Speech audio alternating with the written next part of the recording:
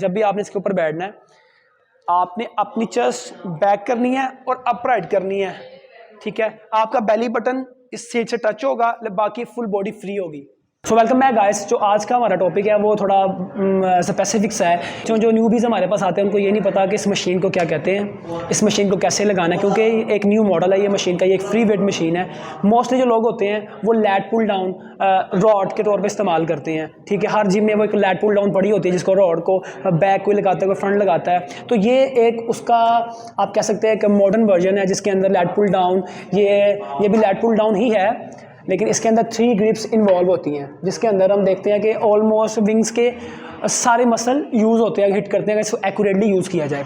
हर इंसान को पता हो एक मशीन को क्या कहते हैं, इस मशीन को किस लिए मेड किया गया है, क्या इसके ऊपर कौन कौन सी गेम्स हो सकती हैं और क्या प्रिकॉशन इसके ऊपर करनी है और इसके क्या क्या बेनिफिट्स हैं। तो चलिए देख लेते हैं कि इसको लगाना कैसे है, ठीक है। सबसे पहले जब कोई न्यूबी आता है तो मैंने अक्सर नोट किया है, वो आते ही इसके ऊपर गलत बैठता है, उसे लगता है कि शायद इस तरह बैठना है, ठीक है। तो मशीन तो ऐसे इस्तेमाल करता है, ये सबसे बड़ी मिस्टेक है। वो कोई इनसाइड ग्रिप यूज़ करता है, कोई आउटसाइड ग्रिप यूज़ करता है और वो ऐसे लगाने की कोशिश करता है, ठीक है। क्योंकि मोस्टली कोचिंग जिम्स के अंदर जो नॉर्मल एक क्लाइंट आता है उसको देखते नहीं है, क्योंकि वो कौन सा पर्सनल ट्रेनिंग के पैसे पे करता है, इसलिए वो अपना फ़र्ज़ भी नहीं समझते कि किसी बच्चे को बता सकें कि कैसे ट्रेन करना है। तो इसलिए वो सिर्फ उनके लिए है ताकि आइडिया हो जाए, ठीक है। तो असल में जब भी बैठना है तो इसके हम फ्रंट साइड पे बैठेंगे कि इसको लगाना कैसे है। इसका फ्रंट फेसिंग मशीन का ये है, इस लैट पुल डाउन का ये 3 ग्रिप्स हैं। ये सबसे सेफेस्ट पार्ट है ग्रिप का, इसके अंदर आपको इंजरी होने के चांसेस बहुत मिनिमल है। जब भी आपने इसके ऊपर बैठना है, आपने अपनी चेस्ट बैक करनी है और अपराइट करनी है, ठीक है। आपका बेली बटन इस सीट से टच होगा, बाकी फुल बॉडी फ्री होगी।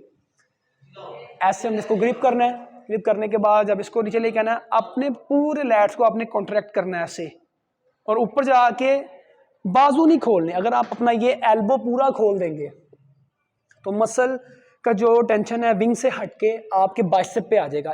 ये बहुत इंपॉर्टेंट है, ये टेक्निक जो आपको बहुत कम लोग बताएंगे। लोग समझते हैं कि ऐसे लगाना इसको ओपन छोड़ना यही विंग्स की एक्सरसाइज है, नहीं, ये बहुत टेक्निकल एक्सरसाइज है। इसके ऊपर आपने ऐसे इसको कॉन्ट्रैक्ट करने के बाद अपने एल्बो लाइट से बेंड रखना है और कंट्रैक्शन आपके विंग से आनी चाहिए, बल्कि हाथ से नहीं आनी चाहिए।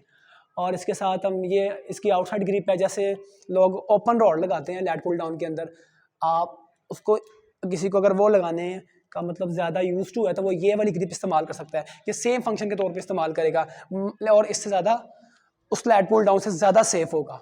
उसमें मोस्टली लोग अपने स्कैपुला में इंजरी कर लेते हैं और बहुत से अदर पार्ट्स में, और ये इनसाइड है। कुछ लोग होते हैं इनसाइड ग्रिप इस्तेमाल करते हैं, जैसे कि आप चिनअप्स लगाते हैं इनसाइड, तो जिन लोगों की मोबिलिटी नहीं होती जब वो इसको पकड़ते हैं तो उनके इस रिस्ट के अंदर यहाँ पे पेन निकल आती है।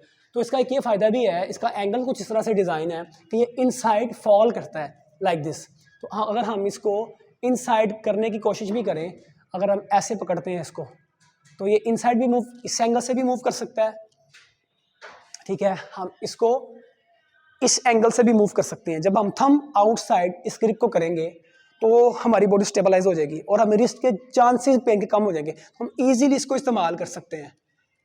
तो अगर किसी को मोबिलिटी प्रॉब्लम भी है, जैसे कि अगर मैं अपनी बात करूं तो मेरी बॉडी इतनी ज़्यादा फ्लेक्सिबल नहीं है, तो फिर भी मैं ये कर पा रहा हूँ, ठीक है, ऐसे ही। तो ये लैट पुल डाउन से बहुत ज़्यादा बेहतर और एक अच्छी मशीन है, इसलिए आज इसका रिव्यू रखा गया ताकि लोगों को इसका पता लगे इन 3 ग्रिप्स की क्या इंपॉर्टेंस है। लैट पुल डाउन ही सिर्फ ज़रूरी नहीं है। So thank you, I think you got my point. See you.